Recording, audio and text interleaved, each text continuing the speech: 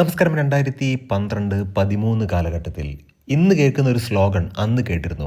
Magic carpet എന്ന് പറയുന്നത്. അതായത് മാജിക് കാർപ്പറ്റ് സസ്പെൻഷൻ മികവോടുകൂടി അന്നൊരു വാഹനമുണ്ടായിരുന്നു. ആളുകളുടെയൊക്കെ എക്സ്പെക്റ്റേഷൻ മുകളിലായിരുന്നു ആ ഒരു വാഹനം. വളരെയധികം റോഡ് പ്രസൻസ് ഉള്ള ഒരു വാഹനം. ഡീസൽ എഞ്ചിൻ എന്ന് പറഞ്ഞിട്ടുണ്ടെങ്കിൽ 1.5 ലിറ്റർ. ആ എഞ്ചിൻ വളരെ മികച്ചതായിരുന്നു. നല്ല ഫ്യൂൽ എഫിഷ്യൻസി നൽകുന്നൊരു വാഹനമായിരുന്നു.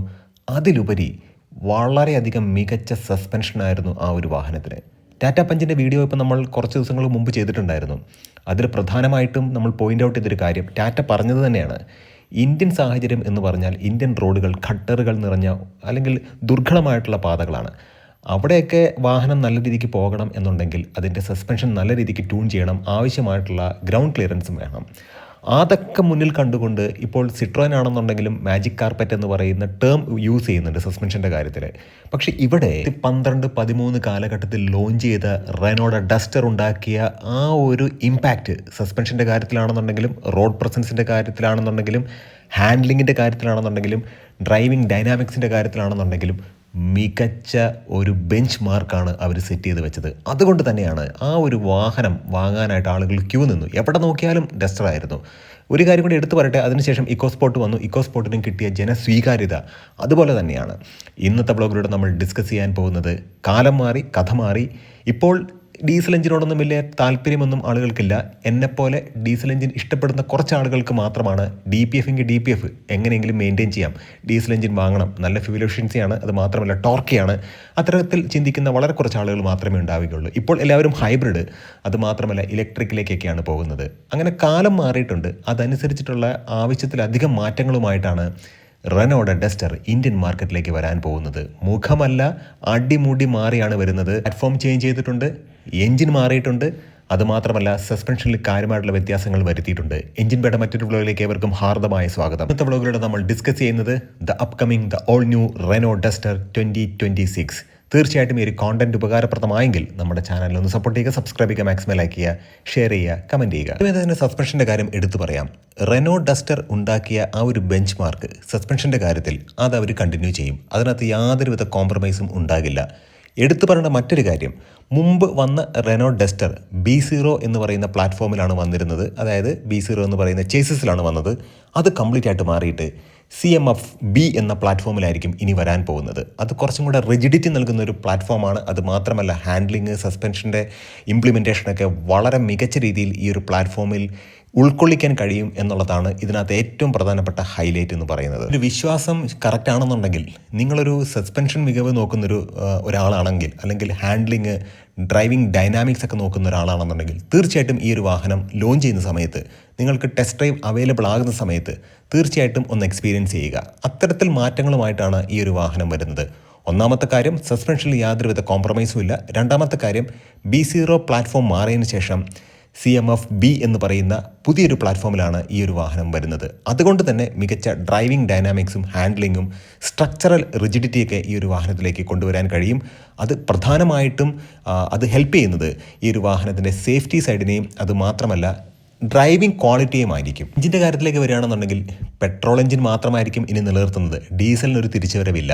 കാരണം BS7 ഒക്കെ വരാൻ പോവുകയാണ്. എമിഷൻ നോംസ് ഒക്കെ വളരെ സ്ട്രിക്റ്റ് ആകാൻ പോവുകയാണ്.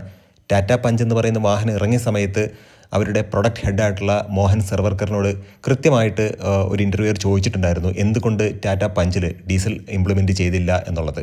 കോസ്റ്റ് കൂടും എന്നുള്ളതാണ് അവർ പറഞ്ഞത്. അത് മാത്രമല്ല, അതിനകത്ത് ഏറ്റവും പ്രധാനമായിട്ടൊരു കാര്യം എന്ന് പറയുന്നത്, ഇടയ്ക്ക് ഇതിനൊന്ന് ആഡ് ചെയ്തു എന്ന് മാത്രമേ ഉള്ളൂ, ഇത്തരം കാര്യങ്ങളൊക്കെ ഇംപ്ലിമെൻറ്റ് ചെയ്യുമ്പോഴത്തേക്കും ഡീസൽ വാഹനങ്ങളുടെ കോസ്റ്റ് കൂടുന്നത് അതിൻ്റെ എൻജിനിൽ ഇത്തരം ടെക്നോളജിയൊക്കെ കൊണ്ടുവരുന്നത് കൊണ്ടാണ്.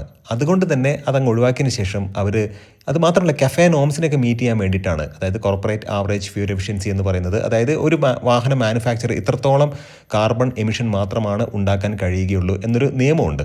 അതനുസരിച്ചാണ് കാര്യങ്ങൾ പോകുന്നത്. ഇവിടെ ഡസ്റ്ററിൻ്റെ കേസിലേക്ക് വരികയാണെന്നുണ്ടെങ്കിൽ 3 സിലിണ്ടർ എഞ്ചിനായിരിക്കും. 3 സിലിണ്ടർ എന്ന് കേട്ടപ്പോൾ തന്നെ നമുക്കൊരു വളരെ ഒരു വേദന തോന്നിയല്ലോ. കാരണം ഇപ്പോൾ 3 സിലിണ്ടർ എഞ്ചിനുകളുടെ കാലമാണ്. 3 സിലിണ്ടർ ടർബോ എഞ്ചിനാണ് ഇനി വരാൻ പോകുന്നത്. അത് 1.2 1.3 ആയിരിക്കും. അത് ഹൈബ്രിഡ് ആയിരിക്കും. അതാണ് ഏറ്റവും പ്രധാനപ്പെട്ട കാര്യം. ഇപ്പോൾ ഹൈബ്രിഡിൻ്റെ കാര്യം നമ്മൾ പറയുകയാണെന്നുണ്ടെങ്കിൽ ടൊയോട്ടയുടെ ഹൈബ്രിഡ് വാഹനമായിട്ടുള്ള അല്ലെങ്കിൽ സ്ട്രോങ് ഹൈബ്രിഡ് വാഹനമായിട്ടുള്ള ഹൈ റൈഡർ, അതിനകത്തൊക്കെ 3 സിലിണ്ടർ ഹൈബ്രിഡ് എഞ്ചിനാണുള്ളത്. ഹോണ്ട സിറ്റിയിൽ മാത്രമാണ് 4 സിലിണ്ടർ ഹൈബ്രിഡ് എഞ്ചിനുള്ളത്. അത് എടുത്തു പറഞ്ഞ ഒരു കാര്യം തന്നെയാണ്. ഇനി അങ്ങോട്ട് കോസ്റ്റ് കുറയ്ക്കുക, അത് മാത്രമല്ല മലിനീകരണം മാക്സിമം കുറയ്ക്കുക എന്നുള്ള രീതിക്ക് കാര്യങ്ങൾ പോകുമ്പോഴത്തേക്കും വാഹനത്തിൻ്റെ ആ ഒരു ക്വാളിറ്റി നഷ്ടപ്പെടും എന്നുള്ളത് തീർച്ചയായിട്ടും നമ്മൾ മനസ്സിലാക്കേണ്ട ഒരു കാര്യം തന്നെയാണ്. എൻ്റെ ഒരു കാഴ്ചപ്പാടിൽ ഇലക്ട്രിക് കാറുകൾ എന്ന് പറയുന്നത് യൂസ് ആൻഡ് ത്രോ എന്നുള്ളത് തന്നെയാണ്. പക്ഷേ എന്ത് തന്നെ പറഞ്ഞാലും റെനോ ഒരിക്കൽ പോലും അവരുടെ ഡ്രൈവിംഗ് ഡൈനാമിക്സിനെ കോംപ്രമൈസ് ചെയ്യില്ല. അത് എടുത്തു പറയേണ്ട ഒരു കാര്യം തന്നെയാണ്. കാരണം ഈ ഒരു സെഗ്മെൻ്റ് എന്ന് പറയുന്നത് കോമ്പാക്ട് SUV സെഗ്മെൻ്റ് അല്ല, ഇത് മിഡ് സൈസ് SUV സെഗ്മെൻ്റ് ആണ്. ആ ഒരു സെഗ്മെൻറ്റിലേക്ക് ഈ ഒരു വാഹനം കടന്നു വരികയാണ്. 4 മീറ്ററിന് മുകളിലാണ് ഈ ഒരു വാഹനത്തിൻ്റെ ലെങ്ത്. അതുകൊണ്ട് തന്നെ അവിടെ നിലനിൽക്കണം എന്നുണ്ടെങ്കിൽ ഒറ്റയൊക്കെ ബീറ്റ് ചെയ്യണം എന്നുണ്ടെങ്കിൽ തീർച്ചയായിട്ടും വിക്ടോറിയസിൻ്റെ ഒക്കെ അവസ്ഥ നമ്മൾ കണ്ടിട്ടുണ്ടല്ലോ. അപ്പോൾ അത്തരത്തിൽ ആ ഒരു വാഹനത്തിനെ അല്ലെങ്കിൽ ആ ഒരു വാഹനത്തിൻ്റെ പേരിലാണ് ഈ ഒരു സെഗ്മെൻറ്റ് അറിയപ്പെടുന്നത്. ക്രെറ്റ സെഗ്മെൻ്റ് എന്ന് അറിയപ്പെടുന്നുണ്ട്. അപ്പോൾ അതുകൊണ്ട് തന്നെ ആ ഒരു സെഗ്മെൻറ്റിൽ മികച്ച വിജയം കൊയ്യണം എന്നുണ്ടെങ്കിൽ ഡ്രൈവിംഗ് ഡൈനാമിക്സിൽ യാതൊരുവിധ കോംപ്രമൈസും പാടില്ല. അത് മാത്രമല്ല ഫ്യൂൽ എഫിഷ്യൻസി എന്ന് പറയുന്നത് വളരെ വളരെ ഇമ്പോർട്ടൻ്റ് ആയിട്ടുള്ള ഒരു കാര്യം തന്നെയാണ്. എന്നാൽ ഇനിയാണ് ഏറ്റവും പ്രധാനപ്പെട്ട ഒരു ട്വിസ്റ്റ് എന്ന് പറയുന്നത് ഈ 1.2 1.3 ഈ 3 സിലിണ്ടർ ഹൈബ്രിഡ് എഞ്ചിൻ ഉണ്ടല്ലോ, ഇതെന്ന് പറയുന്ന ഒരു മൈൽഡ് ഹൈബ്രിഡ് ആയിരിക്കും. എന്നാൽ സ്ട്രോങ് ഹൈബ്രിഡ് വരുന്നത് 1.6 ലിറ്ററിലായിരിക്കും. അതാണ് ഏറ്റവും പ്രധാനപ്പെട്ട കാര്യം. അപ്പോൾ 1.6 ലിറ്ററിൽ ഒരു സ്ട്രോങ് ഹൈബ്രിഡ് എഞ്ചിനും 1.2 അല്ലെങ്കിൽ 1.3 അത് കൺഫേം ആയിട്ടില്ല, അതിൽ ഒരു മൈൽഡ് ഹൈബ്രിഡ് വേർഷനും അവർ ഇൻട്രൊഡ്യൂസ് ചെയ്യും. അതാണ് ഏറ്റവും പ്രധാനപ്പെട്ട കാര്യം. പക്ഷേ ഈ സ്ട്രോങ് ഹൈബ്രിഡിൻ്റെ കാര്യം നമ്മൾ എടുത്തു പറയുമ്പോൾ ഇവിടെ 3 സിലിണ്ടർ എഞ്ചിനാണ് എന്നുള്ളതാണ് പ്രധാനപ്പെട്ട പോയിന്റ്. ഹോണ്ട സിറ്റിയിൽ ഞാൻ നേരത്തെ പറഞ്ഞാണ്, ഹോണ്ട സിറ്റിയിൽ മാത്രമാണ് സ്ട്രോങ് ഹൈബ്രിഡിൽ 4 സിലിണ്ടർ എഞ്ചിൻ വരുന്നത്. എന്തുകൊണ്ടാണ് ഡസ്റ്റർ അങ്ങ് പിന്നോട്ട് പോകാനുള്ള പ്രധാനപ്പെട്ട കാരണമെന്ന് ചോദിച്ചാൽ അതിൻ്റെ ഇൻറ്റീരിയറിലെ പ്ലാസ്റ്റിക് ക്വാളിറ്റിയും ഫീച്ചറുകളുടെ അഭാവമൊക്കെയാണ്. ആ സമയത്താണ് കോമ്പാക്ട് SUV സെഗ്മെൻറ്റിൽ ഫോർഡിൻ്റെ ഇക്കോസ്പോർട്ട് വന്നത്. വളരെ മികച്ചൊരു വാഹനമാണ്. ഇക്കോസ്പോർട്ടിൻ്റെ ഒരു ജൈത്ര യാത്രയാണ് പിന്നെ നമ്മളങ്ങ് കണ്ടത്. പിന്നെ ഫോർഡ് ആ ഒരു വാഹനത്തിന് കാര്യമായിട്ടുള്ള അപ്ഡേഷനൊന്നും കൊടുക്കാതെ ഇട്ട് തല്ലി അതിൻ്റെ 7 അയലത്ത് എത്താൻ കഴിയില്ല എന്ന് ഞാൻ പേഴ്സണലി വിശ്വസിക്കുന്ന മാരുതി സുസുക്കിയുടെ ബ്രസ ചെറിയ അപ്ഡേഷനൊക്കെ കൊണ്ടുവന്ന് ഫിയറ്റിൻ്റെ എഞ്ചിനൊക്കെ വെച്ചിട്ട് മാക്സിമം മാർക്കറ്റ് നേടി എന്നുള്ളതാണ്. കൃത്യസമയത്ത് അപ്ഡേഷൻ കൊടുക്കാത്തത് കൊണ്ട് മാത്രമാണ് ഇക്കോസ്പോർട്ട് ഇന്ത്യൻ മാർക്കറ്റിൽ നിന്നും അപ്രത്യക്ഷമായത്. അതുപോലെ തന്നെ ഡസ്റ്ററിൻ്റെ ഇൻറ്റീരിയർ ക്വാളിറ്റിയും കസ്റ്റമേഴ്സ് വളരെ മികച്ച ഒരു കൺസേൺ ആയിട്ട് കരുതി. അതായത് ഇതിൻ്റെ ഇൻറ്റീരിയർ ക്വാളിറ്റി അത്ര അങ്ങ് അപ്പ് മാർക്കറ്റ് അല്ലല്ലോ. ആ സമയത്തൊക്കെ ക്രെറ്റ വന്നു കഴിഞ്ഞപ്പോഴത്തേക്കും ഫീച്ചറുകൾ വാരി കോരി കൊടുത്തു.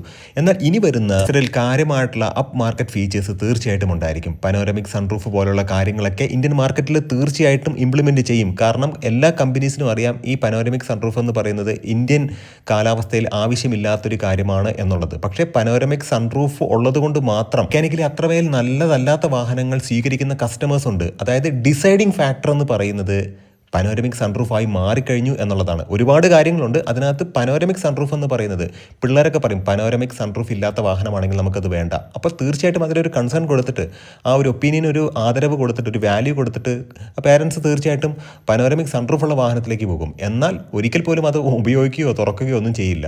അപ്പോൾ ഇത്തരത്തിലുള്ള കാര്യങ്ങളൊക്കെ ഒരു ഫാൻസി ഫീച്ചേഴ്സൊക്കെ ഈ ഒരു വാഹനത്തിലേക്ക് വരും. പ്രധാനമായിട്ടും ഈ ഒരു വാഹനത്തിൻ്റെ സേഫ്റ്റി സൈഡ് നല്ല രീതിക്ക് എൻഹാൻസ് ചെയ്യും. 6 എയർ ബാഗ് സ്റ്റാൻഡേർഡ് ആയിരിക്കും. അതുപോലെ തന്നെ തീർച്ചയായിട്ടും ക്രാഷ് ടെസ്റ്റ് നടത്തി അതിലൂടെയുള്ള സ്റ്റാർ റേറ്റിംഗ് ഒക്കെ പുറത്തേക്ക് കൊണ്ടുവന്നതിന് ശേഷമായിരിക്കും ഈ ഒരു വാഹനം ഇന്ത്യൻ മാർക്കറ്റിലേക്ക് വരുന്നത്. തീർച്ചയായിട്ടും 2026 ജനുവരി 26 ഈ ഒരു വാഹനം ഇന്ത്യൻ മാർക്കറ്റിലേക്ക് വരാൻ പോവുകയാണ്. ഇതിൻ്റെ ഒരു സിബ്ലിങ് ടെക്ടോൺ ഉടൻ തന്നെ നിസാനും ഇന്ത്യൻ മാർക്കറ്റിലേക്ക് കൊണ്ടുവരും. ഡസ്റ്ററിന് പകരമായിട്ട് നിസാൻ കൊണ്ടുവന്ന ടെറാനോ ആയിരുന്നു. അതുപോലെ തന്നെ റീബാഡ്ജ്ഡ് വേർഷൻ ആയിരിക്കും ഇവിടെയും വരുന്നത്. ചെറിയ ഫീച്ചറുകളുടെ വ്യത്യാസമോ കാര്യങ്ങളോ സ്റ്റൈലിങ്ങിലെ വ്യത്യാസങ്ങൾ കാര്യങ്ങളൊക്കെ ഉണ്ടായിരിക്കും.